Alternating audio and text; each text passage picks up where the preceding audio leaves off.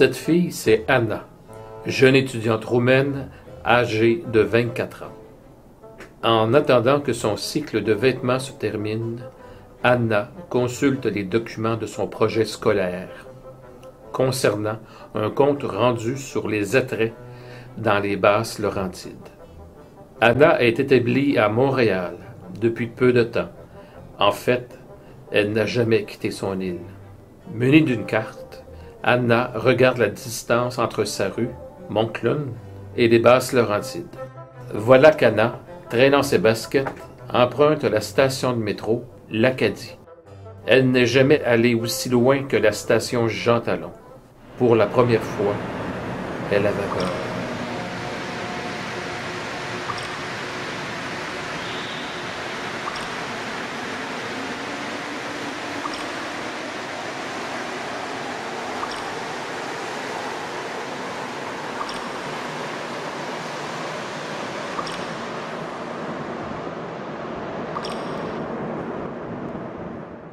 Pour Anna, les Basses-Laurentides étaient une zone à part. Et pour Anna, une banlieue n'a rien d'attirant. Les embouteillages monstres, les familles programmées à être parfaites et les maisons identiques usinées qui poussent comme des champignons. Nous pourrions dire à Anna que les Basses-Laurentides se situent précisément à une latitude de 46 degrés 26 minutes nord et une longitude de 74 degrés 59 minutes ouest. Sa population est de plus de 650 000 habitants et affiche une densité de 27 habitants par kilomètre carré.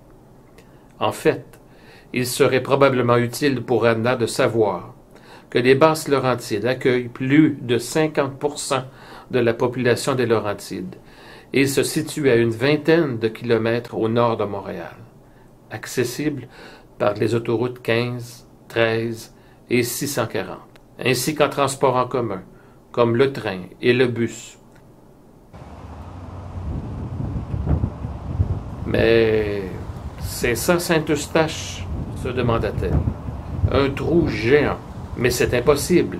Anna se retourna, cherchant ainsi la caméra cachée qui lui faisait cette blague de mauvais goût. Manifestement, elle n'était pas au centre-ville, mais il fallait qu'elle le trouve vite. A priori, on dit que le centre-ville est au bout de cette rue. Vas-y, Anna. Allez.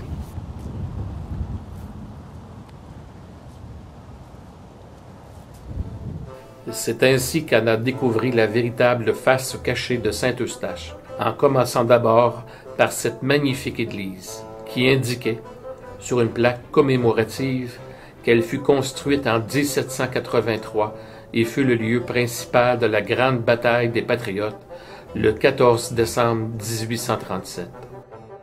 Des maisons ancestrales de la vieille ville, la maison Lavande, le vignoble Rivière-du-Chêne, Anna essayait toujours de trouver les maisons usinées.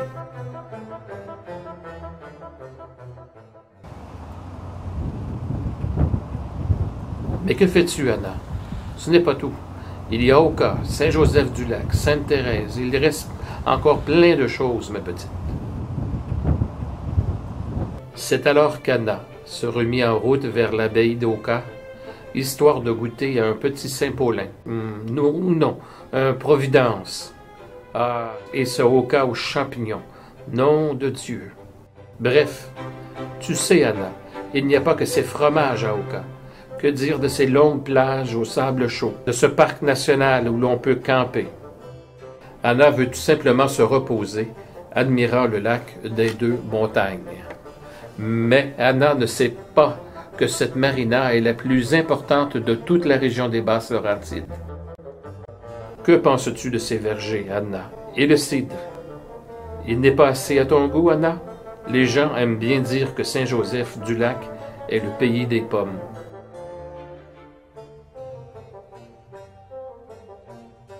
Anna est fatiguée et elle a besoin de se désaltérer. Elle se dirige vers cet endroit-là, qui se nomme le Santa Teresa. Cela doit sûrement être un salon de bronzage. Ah, mais non, ce n'est pas un salon de bronzage. c'est un café. Anna boit un macchiato et mange une pizza au saumon fumé. Sacrée Anna. Anna passe devant l'ancien séminaire de Sainte-Thérèse, regarde l'écriteau et y voit inscrit « Collège Lionel Gros ». Sainte-Thérèse enchantait bien Anna. Absolument rien à ce moment précis ne pouvait ruiner sa béatitude. Anna pouvait bien délaisser un peu sa béatitude, histoire de s'informer un peu sur les grandes actualités de ce monde. Une nouvelle révolte peut-être, un accident, un vol. Elle ne trouvera absolument rien. Mis à part, à la page 26, une formidable offre d'emploi comme ingénieur à l'usine Mirabert de Mirabel, ainsi qu'une offre à l'usine alimentaire de Boisbriand, Tomater ma bouffe. Pour la première fois, Anna n'était plus ennuyée par les Basses-Laurentides. En fait, Anna s'imaginait que tout ceci n'était qu'un beau rêve et qu'elle se réveillerait aussitôt. Heureusement pour elle, elle ne se réveillera jamais de ce rêve.